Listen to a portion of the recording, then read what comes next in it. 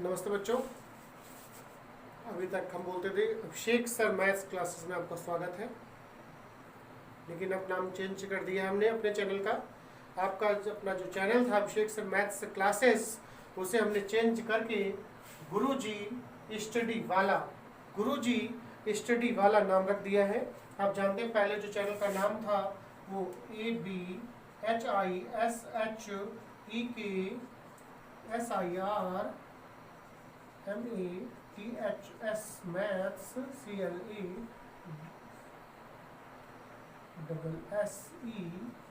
अभिषेक sir maths classes नाम था, उसे चेंज करके गुरुजी स्टडी वाला नाम कर दिया है। आपको सर्च करने में भी आसानी हो जाएगी। मीनिंग बस याद रखना है, गुरुजी स्टडी वाला नाम से आप सर्च करेंगे तो पिछला जो आप लोगों ने वीडियो देखा, उम्मीद करते हैं आप लोगों को बहुत अच्छा लगा। तो ये जो पिछले जो निर्देशांक ज्यामिति जो चैप्टर पढ़े थे वो लगभग खत्म हो चुका था। तो आज हम जो त्रिभुज चैप्टर है उसको लेंगे और उसके बहुत इम्पॉर्टेंट जो क्वेश्चंस हैं बस उन्हें ही लेंगे, ज़्यादा कुछ न बता के, क्योंकि अब वो समय आपके पास नहीं बचा है कि हम आपको एक टॉपिक बाय टॉपिक पढ़ाएं या पॉइंट टू पॉइंट पढ़ाएं, क्योंकि आपके एग्ज़ाम भी चल रहे हैं और कल तो संडे है और परसों मतलब 28 तारीख को आपका चित्रकला का पेपर लगा हुआ है और इंटर के बच्चों का भूगोल का साथ में कंबाइंड पेपर है। तो आप उसकी भी तैयारी कर रहे होंगे। कोई बात नहीं, चित्रकला में कोई तैयारी नहीं करनी पड़ती है, लेकिन आप चित्र बनाने का अभ्यास जरूर कर लें, क्योंकि आप मान लीजिए आप चित्र बनाना ही नहीं आता तो आपको नंबर कैसे मिलेंगे? आप चित्र उल्टा सीधा बना के आएंगे, सही से रंग नहीं कर पाएंगे, उसे कलर नहीं करेंगे। भाई सीधी सी बात है, इतना आसान, इतना हल्के में तो बिल्कुल चित्रकला को मत लीजिए, क्योंकि ये एक स्कोरिंग सब्जेक्ट है। आप इसमें जितना अच्छा चित्र बनाएंगे आपको उतने अच्छे नंबर मिलेंगे। अब मान लीजिए 70 में से 65 नंबर आपको मिल गए, 30 नंबर स्कूल से मिल गए, 95 हो गए, 95 नंबर हो जाएंगे। आप अगर कुछ भी नहीं कहेंगे तो अगर 80% आपकी टारगेट है तो आप 15 नंबर से ओवर लेके आ रहे हैं ना। तो स्कोरिंग सब्जेक्ट है और इसको बिल्कुल भी कतई हल्के में ना लें। तो आपके पास जो समय बचा हुआ है इसमें आप चित्र बनाने का अभ्यास कर लें। तो और थोड़ा सा टाइम निकाल के अपने चैनल को जरूर देखें, अपने वीडियो देखते रहें, जिससे मैथ में अच्छी से तैयारी हो जाए। तो ज़्यादा बातें न करते हुए जो अगला चैप्टर हम ले रहे हैं वो है त्रिभुज, और इसके बहुत मुख्य जो इम्पोर्टेंट क्वेश्चंस हैं बस उन्हीं ही लेंगे। दो जैसा क्वेश्चन कहा गया है कि दो समरूप त्रिभुजों की संगत भुजाओं, दो समरूप त्रिभुजों की संगत भुजाओं का अनुपात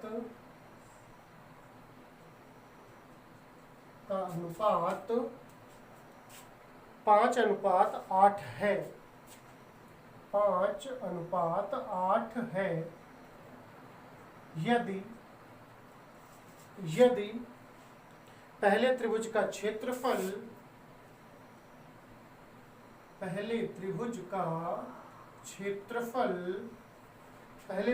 क्षेत्रफल 200 सेंटीमीटर स्क्वायर हो, 200 सेंटीमीटर स्क्वायर हो, तो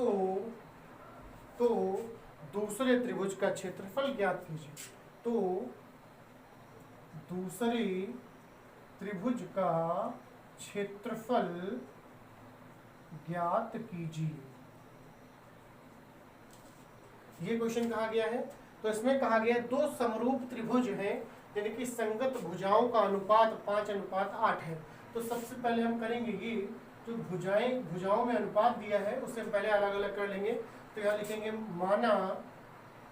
माना पहले त्रिभुज की भुजा बराबर हो जाएगी 5x, माना दूसरे त्रिभुज की संगत भुजा, केवल भुजा नहीं लिखेंगे, संगत भुजा लिखेंगे, क्योंकि संगत भुजाओं का ही अनुपात था, तो संगत भुजा हो जाएगी 8x।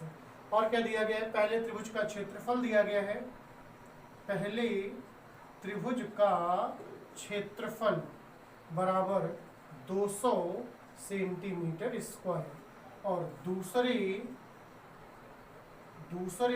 त्रिभुज का क्षेत्रफल बराबर कोशेक भाग, मतलब ये पूछा गया है। क्लियर हो गया। तो समरूप त्रिभुजों के लिए समरूप यहाँ लिखेंगे, चूंकि दोनों त्रिभुज समरूप हैं। जब दोनों त्रिभुज समरूप हैं तो समरूप होते हैं तो फार्मूला क्या बनता है, फार्मूला बनता है कि पहले त्रिभुज का क्षेत्रफल बटा दूसरे त्रिभुज का क्षेत्रफल बराबर पहले त्रिभुज की भुजा बटा दूसरे त्रिभुज की संगत भुजा उनका होलाफोर। ये फार्मूला होगा पहले त्रिभुज का क्षेत्रफल बटा दूसरे त्रिभुज का क्षेत्रफल बराबर होगा पहले त्रिभुज की भुजा बटा दूसरे त्रिभुज की संगत भुजा और का होलाफोर। तो पहले त्रिभुज का क्षेत्रफल दिया गया है 200 बटा दूसरे त्रिभुज का क्षेत्रफल, वैसे ही लिख लेते हैं क्योंकि हमें निकालना है, दूसरे त्रिभुज का क्षेत्रफल बराबर पहले त्रिभुज की जो भुजा है वो हमने 5x मानी है और दूसरे त्रिभुज की जो संगत भुजा है उसे हमने 8x माना है। इस पर होल वर्ग लगा हुआ है तो होल वर्ग लगा देंगे, x और x दोनों कट जाएंगे तो ये हो जाएगा 200 बटा दूसरे त्रिभुज का क्षेत्रफल बराबर, तो ये बचा है 5 बटा 8 बचा है, इसका वर्ग करेंगे तो ये हो जाएगा 5 का वर्ग होगा 25 और बटा 8 का जो वर्ग होगा वो हो जाएगा 64। क्लियर हो गया। तो तिर्यक गुणा कर लें, यहाँ से तिर्यक गुणा करेंगे, ऊपर का क्वेश्चन रफ कर लेते हैं इसका।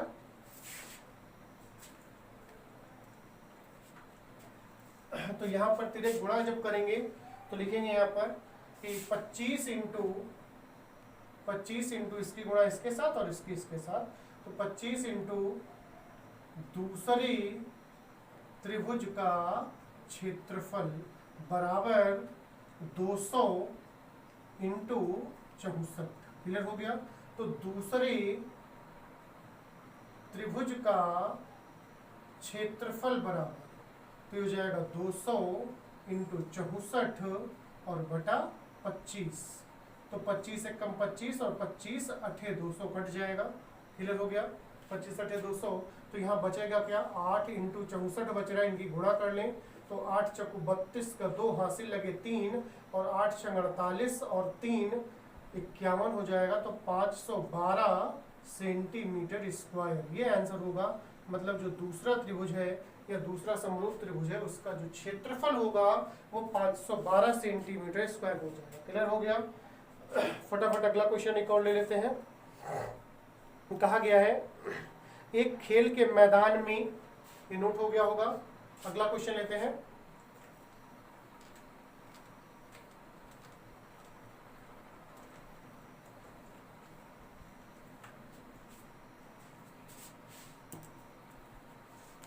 क्वेश्चन कहा गया है एक खेल के मैदान में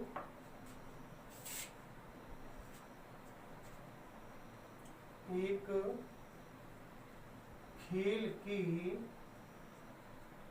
मैदान में 3 मीटर तथा 8 मीटर लंबे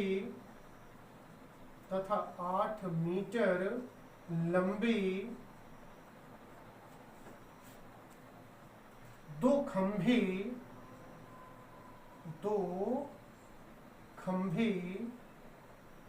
खंभे खड़े किए गए हैं।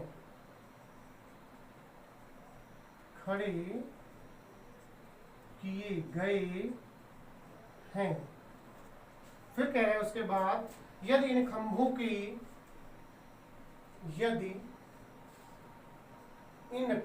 की निचले खंभों की निचले सिरों के बीच की दूरी, निचले सिरों के बीच की दूरी 12 मीटर है, 12 मीटर है, तो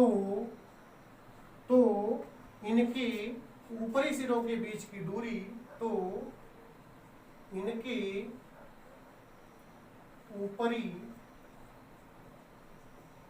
सिरों, तो इनके ऊपरी सिरों के बीच की दूरी, बीच की दूरी ज्ञात कीजिए।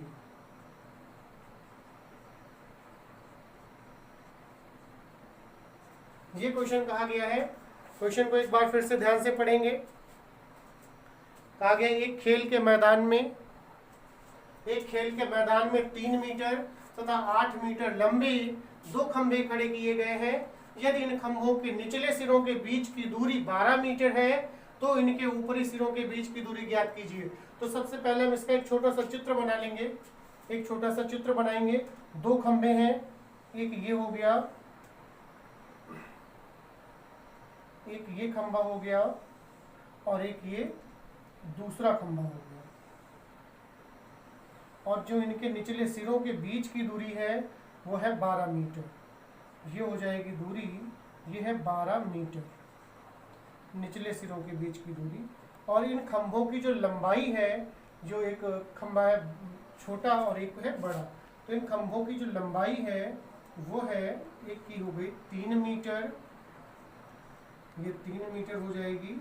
और एक जो दूसरा खंभा है इसकी जो ऊंचाई लंबाई है वो है 8 मीटर। क्लियर हो गया? इस तरीके से है। तो इसके ऊपरी सिरों, ऊपरी सिरे के बीच की दूरी, ये वाली दूरी पूछी गई है। मतलब ये दूरी पूछी गई, नाम डाल दें। ये A है, ये B, ये C और ये D। मतलब AD दूरी पूछी गई है। तो सबसे पहले हम यहाँ पर एक क्षैतिज लाइन डालेंगे इस तरीके से, ये क्षैतिज लाइन, और बिंदु डाल दें, ये E हो जाएगा। क्लियर हो गया? तो अब देखिए यहाँ पर जरा, तो अगर ये 12 मीटर है तो ये वाली दूरी भी 12 मीटर होगी। ये दूरी होगी 12 मीटर। अच्छा, अब दूसरी चीज, यहां तक की जो दूरी है ये 8 मीटर ऐसा लिख लेता है, ये 8 मीटर होगी खंभे की ऊंचाई। अच्छा, अब ये देखें जरा ध्यान से, जब ये 3 मीटर है CD, तो ये वाली BE जो है ये भी 3 मीटर ही होगी। ये वाली दूरी 3 मीटर हो जाएगी। तो जो ऊपर की शेष बची, ऊपर वाली जो दूरी शेष बच रही है कितनी होगी? टोटल इतनी 8 है, इतनी 3 कम कर दीजिए, कितनी बची है? ये हो जाएगी 5 मीटर। तो आप जानते हैं यहाँ पर ये 90 अंश कोण बना है, समकोण त्रिभुज बन रहा है, समकोण त्रिभुज बन रहा है ना। तो इसमें हम पाइथागोरस प्रमेय लगाएंगे। तो यहाँ लिखेंगे त्रिभुज AED, ताकि समकोण शब्द जोड़ सकते हैं। इस समकोण त्रिभुज AED में पाइथागोरस प्रमेय से, पाइथागोरस प्रमेय लगाएंगे। तो पाइथागोरस प्रमेय जानते हैं कि कर्ण का वर्ग शेष दोनों भुजाओं के वर्गों के योग के बराबर होता है, या बड़ी भुजा का वर्ग दोनों छोटी भुजाओं के वर्गों के योग के बराबर होता है, या कर्ण का वर्ग बराबर होता है लंब का वर्ग प्लस आधार का वर्ग। तो कर्ण इसमें क्या है? 90 अंश के सामने की भुजा को कर्ण कहते हैं। तो पाइथागोरस प्रमेय लिख लेते हैं पहले, कर्ण का वर्ग बराबर तो लंब का वर्ग और प्लस आधार का वर्ग। तो इस त्रिभुज के हिसाब से देखें, AED के हिसाब से, तो जो कर्ण है हमारा वो है AD, तो AD स्क्वायर बराबर लंब जो है वो है AE, तो AE का वर्ग और प्लस आधार जो है वो है DE, तो DE का वर्ग हो जाएगा। मान लगा दें, तो AD हमें निकालना है, तो AD स्क्वायर रखते हैं इसे, बराबर AE का मान जो है वो है 5, हो जाएगा 5 का वर्ग और प्लस DE का मान है 12, तो ये हो जाएगा 12 का वर्ग। तो AD स्क्वायर बराबर, तो ये हो जाएगा 5 का वर्ग 25 और प्लस 12 का वर्ग होता है 144। या AD स्क्वायर बराबर, दोनों जुड़ जाएंगे तो हो जाएगा 169। तो AD बराबर ये हो जाएगा अंडर रूट 169। तो AD बराबर 169 का वर्गमूल करेंगे तो आएगा 13। क्लियर हो गया? तो यहाँ पे लिख देंगे अतः खंभों की ऊपरी सिरों की बीच की दूरी बराबर 13 मीटर। ये आंसर होगा। उम्मीद करते हैं क्वेश्चन समझ में आ गया होगा। फटाफट नोट कर लीजिए, फटाफट नोट कर लीजिए। क्लास को ज़्यादा लंबा नहीं खींचेंगे क्योंकि आप अपनी दूसरी तैयारी भी कर रहे होंगे। तो समझो इसके 2-3 और इम्पॉर्टेंट क्वेश्चन जो बचे हैं वो कल हम बता देंगे इनको। ये खत्म हो जाएगा चैप्टर लगभग आपका। और अगर आपको कोई समस्या होती रहे तो आप हमें कमेंट करके जरूर बताएं और चैनल को लाइक शेयर जरूर करें। गुरुजी स्टडी वाला नाम आपको पसंद आया हो तो भी कमेंट करके बताएं, अगर नहीं पसंद आ रहा है तो भी कमेंट करके बताएं तो कि आपको नाम कैसा लग रहा है। और जिन लोगों ने चैनल को सब्सक्राइब नहीं किया है वो चैनल को सब्सक्राइब कर लें। तो स्वस्थ रहें, मस्त रहें, व्यस्त रहें। धन्यवाद क्लास।